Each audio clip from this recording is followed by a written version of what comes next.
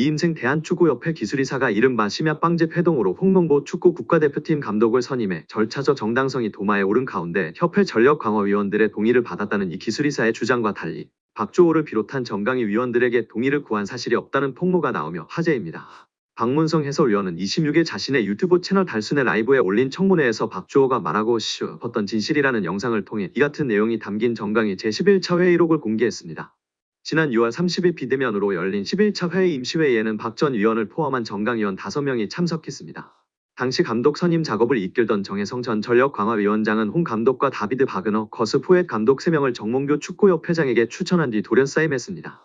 이어 이 기술이사가 감독 선임 과정을 이어받아 이날 회의를 진행했습니다. 회의록에 따르면 이 기술이사는 정 전 위원장이 최종 결정한 후보자 중 2명 포엣 바그너와 추가 심층 면접을 협회 이 기술이사에서 진행하고 면담 후 위원회에 그 내용을 공유해 최종 감독 선임 과정에 참여를 당부드린다고 말했습니다. 이에 한 정강위원은 진행 중인 내용을 투명하게 진행해 나가는 게 맞다고 생각한다면서 추후 그 진행 과정을 투명하게 공유해 주시기를 당부한다는 의견을 내놓았습니다.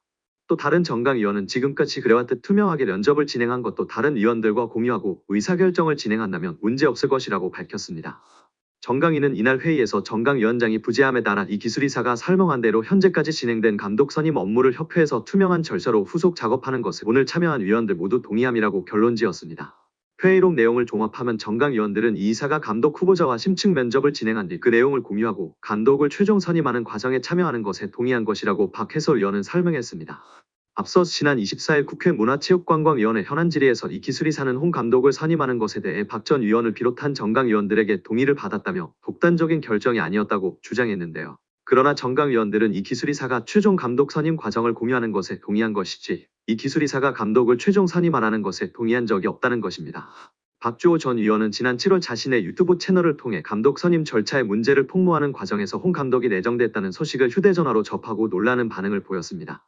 이 역시 이 기술이사가 정강위와의 공유 없이 독단적으로 홍 감독을 내정하는 것을 예상하지 못했기 때문이라고 박 해설위원은 덧붙였습니다. 박 해설위원은 국회 현안 질의에서 정강위원들이 어디까지 동의했는지를 놓고 의원들의 질타했었는데 박주호 전 위원이 몇 차례 발언 기회를 얻었지만 21차 회의의 내용을 언급하지 못했다면서 내가 중요한 포인트를 말하지 못했다고 아쉬워했다고 전했습니다. 결국 최종 감독 선임 과정을 공유하는 것에 동의한 것이지 이 기술이사가 감독을 최종 선임하라는 것에 동의한 적이 없다는 것입니다. 이마저도 최종 감독 후보는 포엣과 바그너였습니다. 국회 문화체육관광위원회 소속 강유정 국회의원이 대한축구협회 자료를 확인한 결과 실제 회의 내용과 다른 허위 브리핑이 확인됐다고 지적했습니다. 13일 강유정 의원실은 보도자료를 통해 축구협회의 홍명보 남자축구 국가대표팀 감독 선임 과정 설명이 사실과 다른 것으로 확인됐다. 축구협회가 업무에 대한 신뢰성을 완전히 상실해 개혁이 필요하다고 지적했습니다. 강 의원은 문화체육관광부로부터 제출받은 제11차 KFA 전력강화위원회 회의록을 검토했다며 이를 근거로 축구협회의 문제를 지적했는데요. 축구협회는 6월 30일 화상회의 프로그램 줌을 통해 임시회의를 개최했습니다.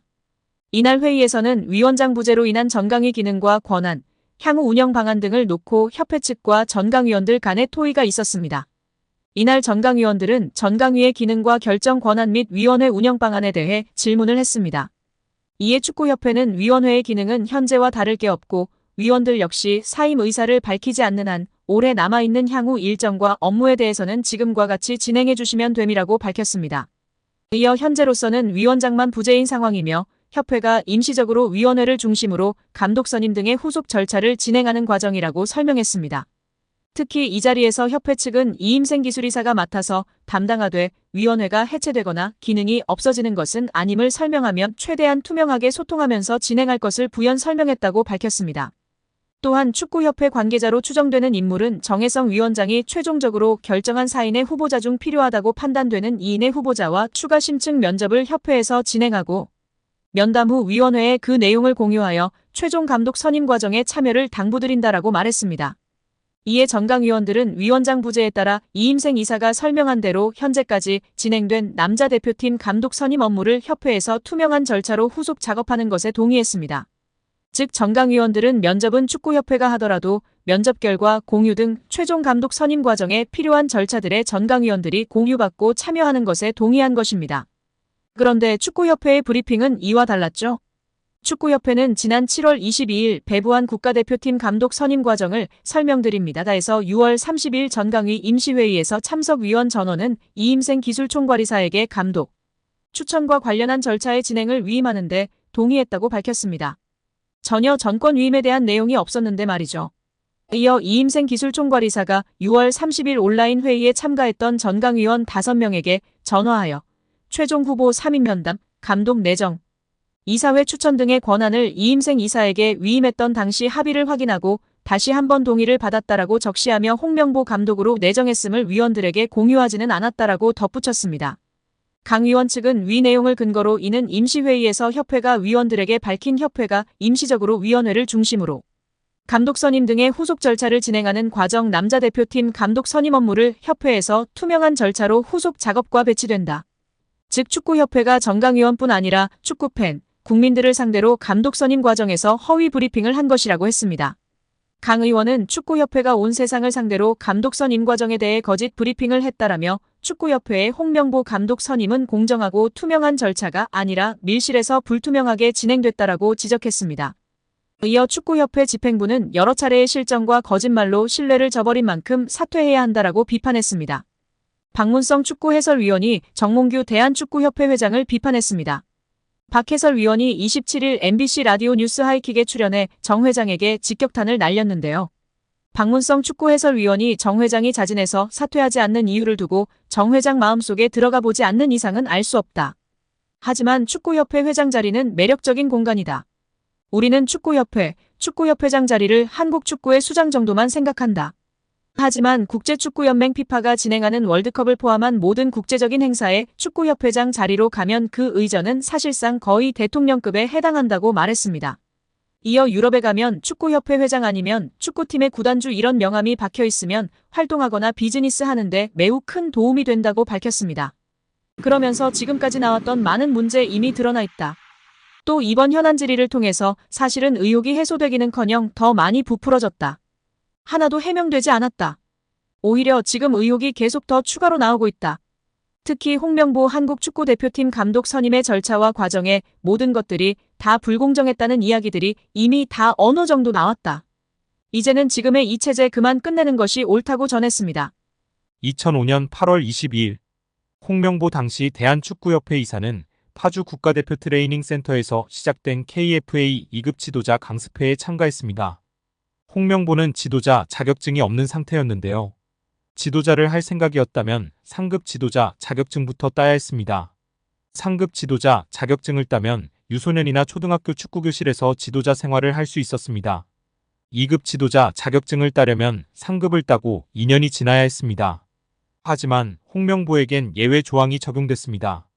협회는 국가대표팀에서 A매치 20경기 이상을 소화하거나 K리그 100경기 이상 출전한 경력자들에 한해서는 상급 지도자 자격증 없이 바로 2급 지도자 자격증을 딸 수 있게 했습니다.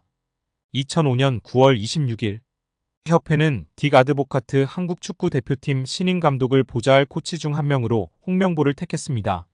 지도자 자격증이라곤 전무했던 홍명보가 2급 지도자 자격증을 딴 지 3주 만이었습니다. 자격 논란이 불거졌습니다. 2급 지도자 자격증을 보유한 자는 중학교나 고등학교 팀만 지도할 수 있었는데요. 당시 KFA 규정에 따르면 대한축구협회 1급 지도자 자격증이나 아시아축구연맹 A급 지도자 자격증을 취득한 자만 대표팀 지도자로 일할 수 있었습니다. 협회는 당시 지휘권을 갖지 않는 보조 지도자 역할이기 때문에 홍명보 코치의 1급 자격증 취득 여부는 크게 문제될 것이 없다는 입장이었습니다. 지도자 경력이라곤 지도자 수업 3주뿐이었던 홍명보는 국가대표팀 코칭 스태프에 합류한 역사적인 사건이었습니다. 홍명보는 국가대표팀 코치를 맡은 지 1년이 채 지나지 않아 2006 독일 월드컵을 치렀습니다. 홍명보에게 국가대표팀 코치로 지도자 생활을 시작해 월드컵을 경험하는 데까지 필요했던 시간은 단 9개월이었습니다. 누군가는 평생의 꿈이 될 수 있는 월드컵을 경험하는데 홍명보는 속성 자격증 취득부터 돈으로 살 수 없는 월드컵 코치 경험까지. 정말 대단합니다. 이후에도 홍명보는 탄탄대로였습니다. 홍명보는 2006 독일 월드컵 후에도 국가대표팀에 남았는데요. 홍명보는 국가대표팀 코치로 2007 아시아 축구연맹 아시안컵, 2008 베이징 올림픽을 차례로 경험했습니다. 2006 독일 월드컵 16강 진출 실패, 2007 아시안컵 3위 및 음주 파문, 2008 베이징 올림픽 조별리그 탈락 등 대표팀은 실패를 거듭했지만 홍명보가 책임질 건 없었습니다. 홍명보는 2008 베이징 올림픽을 마친 후 감독 생활을 시작했습니다. 많은 축구 팬들이 알고 계신 것처럼 2010 광저우 아시안게임에서 한국은 한 수 아래로 평가받았던 UAE와의 준결승전에서 연장 접전 끝에 0대1로 졌습니다. 한국은 이 대회에서 3위에 머물며 홍명보의 경질이 예상되었습니다. 그러나 놀랍게도 홍명보는 경질되지 않았습니다. 아시안게임은 금메달이 아니면 의미가 없는 게 분명했고, 지난 2002년 부산 아시안게임에서 3위를 한 박항서 감독이 경질되었던 사례가 있기에 명분은 차고도 넘쳤습니다.